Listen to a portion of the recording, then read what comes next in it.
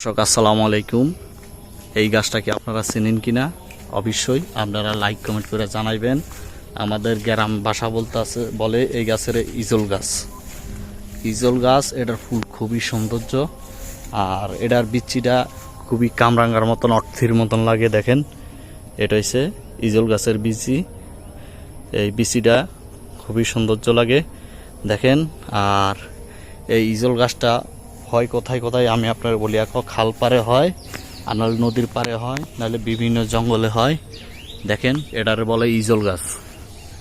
এই ইজল গাছটা খুবই অপূর্ব একটা সৌন্দর্য থাকে। 12 মাসে একটা ফুল আসে, এটাও ফুল আসে। এই যে দেখেন, এটা কিন্তু ফুল কিন্তু জড়ে গেছে, এই যে আবার কিছু ফুটতে আছে। দেখেন, এটা হচ্ছে ইজল গাছের ফুল। আসলে আল্লাহ তাআলার এই পৃথিবীর অনেক আইটেমের ফুল ফল অনেক সৌন্দর্য আমাদের জন্য দিছে। আমরা আলহামদুলিল্লাহ সবার কাছে, আল্লাহ তাআলার কাছে, যে আল্লাহ তাআলা আমাদেরকে এমন একটা জিনিস দিছে।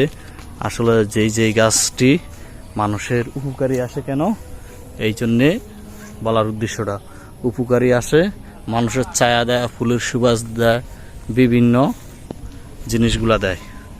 আসলে দেখেন, খুবই সৌন্দর্য দর্শক। আর আপনারা অবশ্যই জানলে এই গাছের নাম কি আমার এক লাইক কমেন্টের মধ্যে অবশ্যই আমি জানাই দিব সবাইকে।